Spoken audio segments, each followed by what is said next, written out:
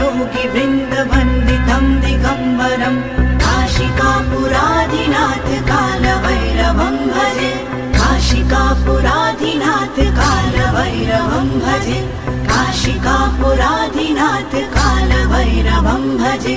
भानुकोटिभस्वरं भवाब्दितारकं परं नीलकण्ठं लिप्सितार्थदायकं त्रिलोचनं कालकालमम्बुजक्षमक्षशूलमक्षरं काशिकापुराधिनाथ कालभैरवं भजे